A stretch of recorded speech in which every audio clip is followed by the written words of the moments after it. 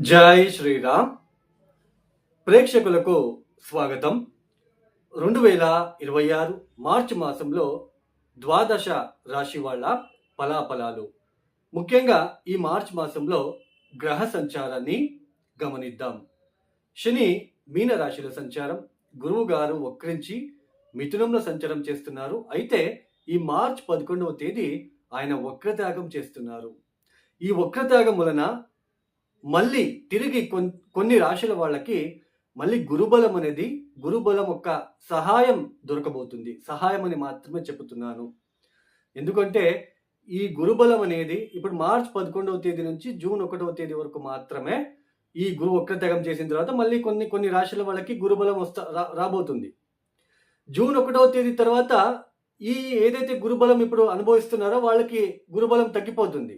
మళ్ళీ జూన్ 1వ తేదీ నుంచి వేరే రాశుల వాళ్ళకి గురుబలం వస్తుంది.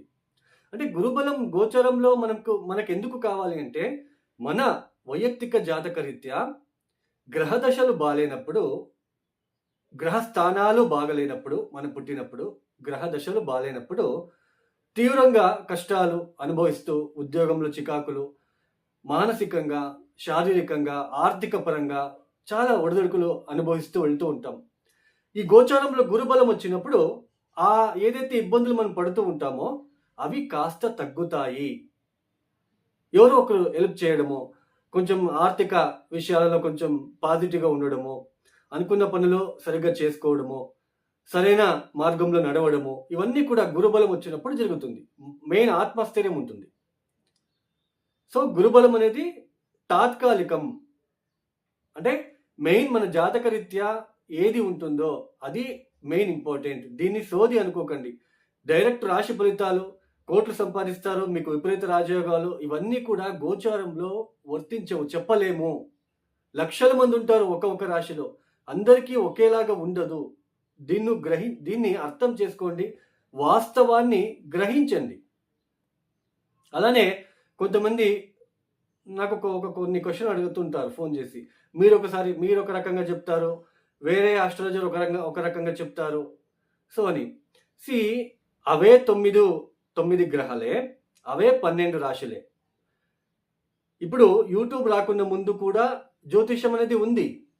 అప్పుడు ఎక్కువ జాతకాలు చూసేవాళ్ళు కాదు, ప్రశ్నాకుండలి వేసేవాళ్ళు. ఆ ప్రశ్నాకుండలిలో ఆ వ్యక్తి వచ్చినప్పుడు, ఆ ప్రశ్నాకుండలి వేసినప్పుడు ఆ వ్యక్తి ఏ బాధపడుతూ, ఏ విషయాల్లో బాధపడుతూ నా దగ్గరికి వచ్చాడు అనేది వాళ్ళు గ్రహించేవాళ్ళు. ఎందుకు అంటే వాళ్ళు ఉపాసన చేసుకునేవాళ్ళు. వాళ్ళు ఏ సాఫ్ట్వేర్ యూజ్ చేసి జ్యోతిష్యం చెప్తా ఉండలేదు. యాక్చువల్లీ అంటే వాళ్ళు ఉపాసన చేసేవాళ్ళు. అంటే ప్రతిరోజు కూడా జ్యోతిష్కుడికి వాక్సిద్ధి ఉండాలి. సో ఆ వాక్సిద్ధి పొందాలి అంటే జ్యోతిష్కుడు దేవుడు కాదు.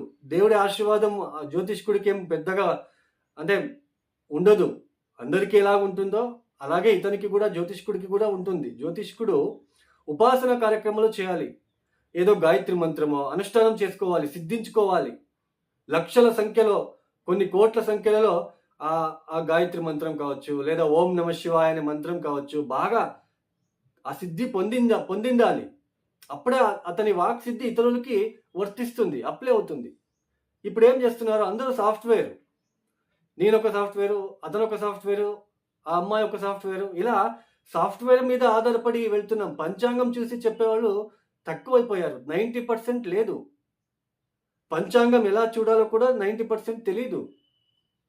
అలాంటి పరిస్థితులే ఏర్పడుతున్నాయి ఇప్పుడు. డైరెక్ట్ సాఫ్ట్వేర్లో డేట్ ఆఫ్ బర్త్ కొట్టగానే వచ్చేస్తుంది డీటెయిల్స్. బట్ విషయాన్ని గ్రహించి దాన్ని ఎలా చెప్పాలి, అష్టకొర్గ బిందువులు అంటే ఏంటి, ఇవన్నీ కూడా తెలుసుకొని చెప్పాలి. సో ఈ గురుబలం మళ్ళీ కొన్ని రాశులకి రాబోతుంది. రాహు కుంభరాశిలో సంచారం, కేతు సింహరాశిలో సంచారం, సూర్యుడు మార్చి 15వ తేదీ వరకు మాత్రమే కుంభంలో సంచారం, తదుపరి మీన రాశిలోకి ప్రవేశిస్తున్నారు. శుక్రుడు మార్చి 2వ తేదీ నుంచి మార్చి 26వ తేదీ వరకు ఉచ్చక్షేత్రమైన మీనరాశిలో సంచారము, మార్చి 26వ తేదీ తర్వాత మేషంలోకి ప్రవేశిస్తున్నారు. ఇక బుధుడు మార్చి 1వ తేదీ నుంచి మార్చి 21వ తేదీ వరకు వక్రించి కుంభంలో సంచారం, మార్చి 21వ తేదీ వక్రత్యాగం చేస్తున్నారు. ఇక ఈ మాసమంతా కూడా కుజుడు కుంభంలో సంచారం. ఈ గ్రహ సంచార రీత్యా 12 రాశుల వాళ్ళకి ఎలా ఉండబోతుందో ఒక్క రాశి గురించి తెలుసుకుంటూ వెళ్దాం. మార్చి మాసంలో కర్కాటక రాశి వాళ్ళ ఫలాఫలాలు.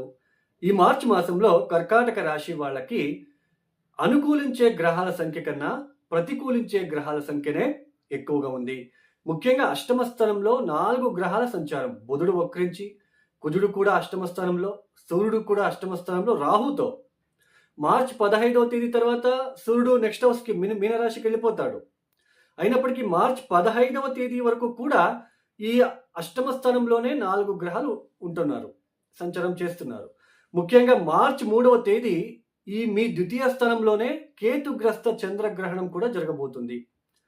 కుటుంబంలో ఏదైనా సరే కుటుంబంలో నెగిటివ్గా ఉండడానికి ఛాన్సెస్ ఉంటుంది. ప్రతికూల ఒక వాతావరణం చూడడానికి ఛాన్సెస్ ఉంటుంది. కుటుంబ విషయాలలో, ఆర్థిక విషయాలలో ఖర్చులు పెరగడము, వేళకు సరిగ్గా భోజనం చేయలేకుండా ఉండడము, ఎవరితోనూ ఎక్కువ మాట్లాడకుండా ఉండడము, కొన్నిసార్లు ర్యాష్గా మాట్లాడడము, కుటుంబంలో ఏదైనా నెగిటివ్ ఇన్సిడెంట్ జరగడము, ఏదైనా ప్రతికూలించే ఒక ఘటనలు చోటు చేసుకునే అవకాశాలు ఉంటాయి. అలానే అష్టమ స్థానంలో ఇలాంటి గ్రహస్థితిలు 4 గ్రహాలు కుజ, రాహులు, సూర్యుడు ఉండడం అనేది, వాక్ చేస్తున్నానండి, వాక్ చేస్తూ వెళ్తున్నాను, సడన్గా కాలు జారి కిందకి పడిపోయాను, తలంతా పెయిన్గా ఉంది, ఇలాంటివన్నీ ఇలాంటి గ్రహస్థితి ఉన్నప్పుడు ఏర్పడుతుంది.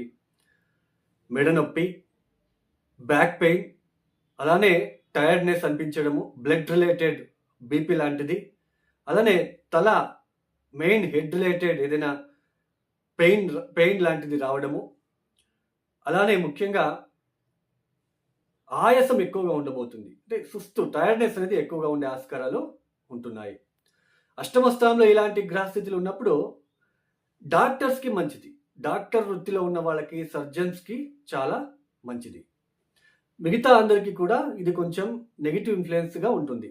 ఆకస్మికంగా ఉద్యోగంలో కూడా నష్టాలు, వ్యాపారంలో నష్టాలు, ఆర్థిక నష్టాలు, ఇలాంటివన్నీ ఎక్కువ జరిగే సూచనలు ఉంటున్నాయి. ఇక శుక్రుడు నవమ స్థానంలో సంచారము, ఈ దూర ప్రయాణాలు చేయాలనుకున్న వాళ్ళకి ఇవన్నీ కూడా కొంచెం అనుకూలించే విధానంగా ఉన్నప్పటికీ కూడా మనకి ఈ అష్టమ స్థానంలో గ్రహాల తీవ్రత ఉంటుంది కాబట్టి కొంచెం ఆరోగ్య విషయాల వలన లేదా ఇతరత్ర కుటుంబ విషయాల వలన ప్రయాణాలు వాయిదా వేసుకోవడము, లేదా ఒక చోటు నుంచి ఇంకొక చోటికి ప్రయాణాలు చేయవలసిన ప్రమేయం ఏర్పడము, ఇట్లాంటివి వచ్చే సూచనలు ఉండబోతున్నాయి. ముఖ్యంగా కర్కాటక రాశి వాళ్ళకి కొంచెం బాగోలేదు, అప్రమత్తంగా ఉండాలి. ఫైనాన్షియలీ, ఫ్యామిలీ, మీ హెల్త్ పరంగా ర్యాష్ డ్రైవింగ్ చేయకుండా ఉండాలి. ఈ సమయంలో నైట్ టైం జర్నీస్ అవాయిడ్ చేయాలి. ఇలాంటివన్నీ మీరు చూసుకోవాలి. మార్చి 15వ తేదీ తర్వాత సూర్యుడు నవమ స్థానంలోకి వెళ్ళిపోతాడు. శని అస్తంగతము, ఆ నవమాధిపతి గురు వ్యయస్థానంలో. తండ్రి ఆరోగ్య విషయంలో ఇబ్బందులు, సోదరులతో ఇబ్బందులు, కుటుంబంలో ఏదో ఒక తెలియని ఒక డిస్టర్బెన్సెస్ లాగా అనిపించడము, ఇలాంటివన్నీ చోటు చేసుకునే ఆస్కారాలు ఉండబోతున్నాయి. సో ఇలాంటి గ్రహస్థితులు ఉంటుంది కాబట్టి కర్కాటక రాశి వాళ్ళు ముఖ్యంగా శివుడి ఒక ఆరాధన ఎంత చేస్తే అంత మంచిది. ఓం నమ శివాయ 1000 సార్లు చదువుకోండి రోజు పొద్దున్న. మృత్యుంజయ మంత్రం చదువుకోండి. ఎక్కువ జర్నీ చేయకండి, అవాయిడ్ చేయండి. నెససరీ ఉంటే వెళ్ళండి. ర్యాష్ డ్రైవింగ్ చేయవద్దు. ఆర్థిక విషయాల్లో జాగ్రత్తలు తీసుకోండి. వ్యాపారంలో జాగ్రత్తలు తీసుకోండి. ఇతరులను నమ్మి మోసపోయే ఛాన్సెస్ ఉంటుంది కాబట్టి జాగ్రత్తగా ఉండే ప్రయత్నం చేయండి. ఈ కర్కాటక రాశి వాళ్ళు ఈ పరిహారాలు చేసుకోండి. ఇక ఎవరైతే వీడియోని చూస్తున్నారో నచ్చితే లైక్ చేయండి, షేర్ చేయండి, సబ్స్క్రైబ్ చేసుకోండి. సర్వే జనం సుఖినో భవంతు. ఎవరికైనా ఆస్ట్రాలజీ కన్సల్టేషన్ కావాలనుకుంటే డిస్ప్లే అవుతున్న నెంబర్కి నేరుగా కాల్ చేయండి. ప్రాబ్లమ్స్ చెప్పుకోరాదు, డేట్ ఆఫ్ బర్త్, టైమింగ్స్ మాత్రమే కావాలి. సో సింపుల్ రెమెడీస్ ఉంటాయి, కమర్షియల్ ఉండదు. ఎవరికైనా కావాలనుకుంటే కాల్ చేయండి. ఇక జై శ్రీరామ్.